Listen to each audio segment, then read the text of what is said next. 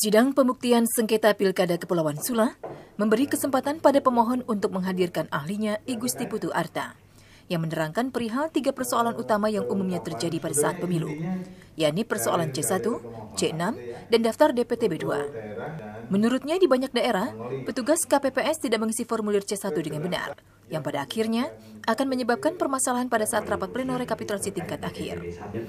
Selain itu, di banyak daerah, tidak terdistribusinya formulir C6 juga turut menimbulkan masalah. Meski warga yang tidak mendapat C6 masih dapat menggunakan hak pilihnya dengan membawa KTP atau kartu keluarga. Namun, umumnya masyarakat enggan untuk datang ke TPS karena tidak mendapat C6, yang merupakan surat pemberitahuan pelaksanaan pemungutan suara. Ia meyakini tidak terdistribusinya C6 berpotensi menimbulkan kecurangan yang menguntungkan kandidat tertentu. Distribusi formulir model C6 hampir menjadi masalah di semua daerah yang menggelar pemilihan pada tahun ini. Di Karawang di 38 formulir C6 ditemukan di tempat sampah. Di Denpasar 6 orang ditangkap karena menggunakan C6 milik orang lain. Di Karangasem seorang petugas KPPS dipecat karena membawa baju kaos mengkampanyekan pasangan calon lain sambil membagikan C6. Di Boyolali seorang KPPS dipecat karena membagikan formulir lalu memberikan uang 25.000 kepada pemilih dan mengarahkan pada calon tertentu. Saya kira data-data soal ini di Bawaslu Republik Indonesia terkompilasi dengan baik. Fakta-fakta tersebut menegaskan bahwa distribusi formulir C6 rawan disalahgunakan dan berimplikasi menguntungkan atau merugikan pasangan calon tertentu.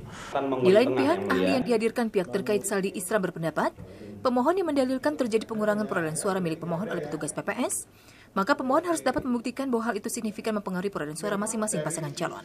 Karena jika tidak signifikan, maka hal itu tidak dapat membatalkan keputusan KPU yang telah menetapkan pihak terkait sebagai pasangan peraih suara terbanyak. Terkait kesalahan penghitungan yang didalilkan disebabkan adanya kesengajaan untuk mengurangi jumlah perolehan suara pemohon sebanyak 6 suara sebagaimana dikemukakan di dalam permohonan, termohon telah membantah melalui jawaban. Karena itu sebaiknya hal ini diserahkan kepada proses pembuktian dengan bersandar pada bukti tertulis yang diajukan oleh masing-masing pihak dalam persidangan ini.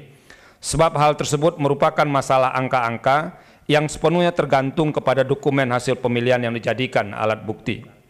Apabila pemohon merasa benar dengan hasil perhitungannya, tentu bukti-bukti pendukung yang sah mesti ada.